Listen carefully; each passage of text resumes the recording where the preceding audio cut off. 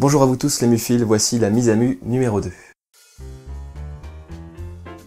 Pour commencer, je voulais simplement vous remercier parce qu'on vient de dépasser les 50 000 abonnés sur la chaîne. C'est la moitié de 100 000 abonnés, c'est énorme. Du coup, je me suis dit que ça valait le coup de faire une vidéo un peu plus personnelle que les épisodes.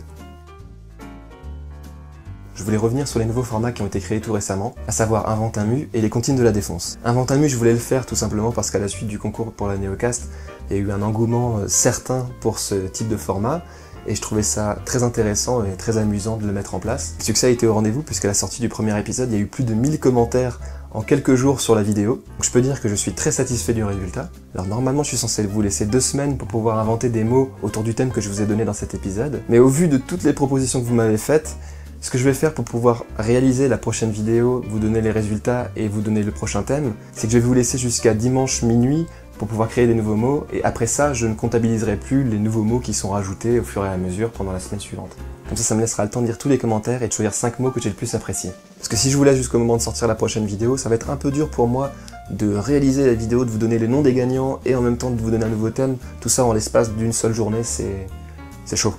Donc j'annonce officiellement que pour le Invente un mu numéro 1 autour du thème de la canicule, vous avez jusqu'à dimanche minuit pour créer des nouveaux mots, dimanche 26 juillet, celui qui arrive. Et le lundi 3 août, je sortirai un nouvel épisode avec les gagnants et un nouveau thème. Les comptines de la défonce. Alors pourquoi j'ai fait ce format? Alors il y a plusieurs raisons en fait. D'abord, je voulais pas que ma chaîne soit simplement une chaîne destinée à transmettre la langue française, transmettre des règles, transmettre des connaissances sur la langue française, mais qui est aussi un format dans lequel je puisse m'amuser, dans lequel je puisse délirer, et qui soit quand même en rapport avec la langue française. Du coup là j'analyse des paroles de chansons, je regarde les mots qui sont utilisés, et ça reste en relation finalement avec ma passion. Au-delà de ça, c'est aussi parce que depuis plus de 2 ans maintenant, je suis papa de 2 enfants, et que pendant cette période j'ai eu le temps de bien découvrir ou redécouvrir des comptines pour enfants, et au fur et à mesure en les chantant à mes enfants, je me suis rendu compte qu'il y avait des paroles qui étaient quand même assez violentes, parfois qui ne voulaient rien dire, et c'est vrai que moi-même je me suis posé la question, mais d'où proviennent ces paroles? Qui les a écrites? Pourquoi on chante ça? Et pourquoi on s'en fout?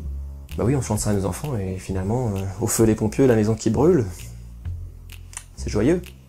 Et moi qui suis sensible à la manière d'écrire un dialogue ou un scénario, je trouvais ça intéressant de vous interpeller là-dessus, et en même temps de me faire plaisir en vous offrant ces petites analyses un peu humoristiques autour de ces comptines. Donc pour résumer maintenant sur la chaîne Conmu, il y a les épisodes Conmu, les épisodes principaux, que je mets du temps à sortir, c'est vrai, mais parce que je passe énormément de temps à l'écriture maintenant, qui sont destinés à présenter des mots pas connus, 3 mots pas connus autour d'une histoire, dans lesquels je souhaiterais intégrer maintenant de la mise en scène, de la fiction et des sketchs, qui me serviront à exprimer ma créativité, les cabinets du professeur Mu qui seront toujours destinés à présenter des histoires insolites, l'origine de certains mots, ou des explications autour de certains mots et certaines expressions, qui me permettront de vous partager plus sérieusement des connaissances avec un petit humour subtil, les jeux Invente un mu, pour créer de l'interactivité entre nous et s'amuser, les comptines de la défonce, pour qu'on puisse délirer, et toutes les autres vidéos un peu plus personnelles.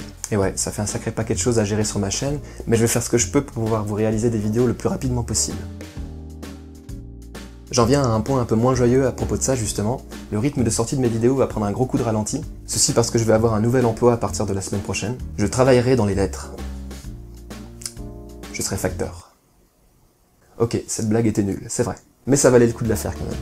Ceci étant, je travaillerai donc en moyenne de 6 h du matin jusqu'à 16 h l'après-midi, non-stop. C'est normal en général pour un facteur débutant. Il me restera donc uniquement les fins d'après-midi et la soirée, et le dimanche, pour pouvoir profiter de ma famille et faire mes autres activités, dont Conmu. Ma situation actuelle m'oblige à trouver un nouvel emploi, car mon activité de vidéaste ne me permet pas de rentrer assez d'argent actuellement pour pouvoir en vivre. Mon auto-entreprise ne fonctionne pas comme je souhaiterais et mon activité sur YouTube me rapporte environ 200 €.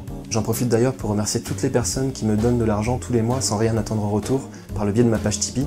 Pour vous ça paraît pas énorme peut-être, mais pour moi ça a une vraie importance et un véritable impact dans ma vie. Sentez-vous libre de donner si le cœur vous en dit, à savoir que je fais toujours mes vidéos gratuitement pour vous et que vous ne me devez rien. Faites-le uniquement si vous en avez l'envie et surtout si vous en avez les moyens.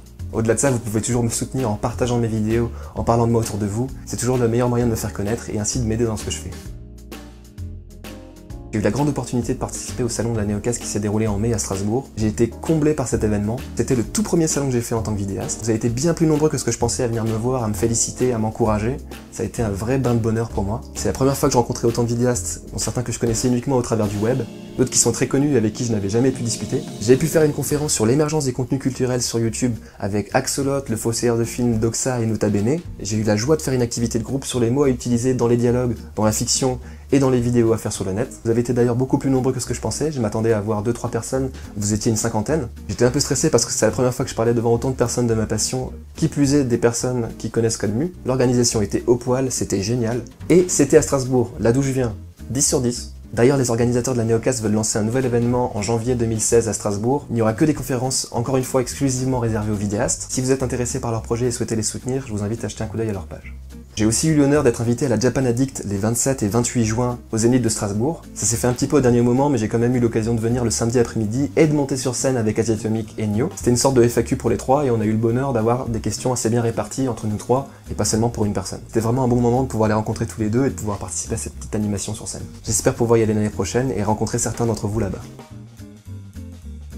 Sinon, je suis encore en train de bosser sur le making-of de l'épisode 7 de Codemu, dans lequel avait participé Richard Darbois, qui est le véritable comédien qui double la voix d'Harrison Ford. J'ai pas oublié, mais ça prend du temps. Je suis aussi en train d'écrire l'épisode 8 de Codemu, qui sortira, je sais pas quand, le plus tôt possible, et qui concernera les 3 mots suivants. En attendant, il y a un Camus qui devrait sortir prochainement, qui parlera d'un sujet dont j'avais déjà parlé dans un précédent Camus, sur lequel j'avais envie de revenir et d'ajouter quelques informations. Les comptines de la défonce, j'ai matière à faire, vous en faites pas, il y en a plein qui sortiront. Je vous fais plein de mums, vous m'aimez fil.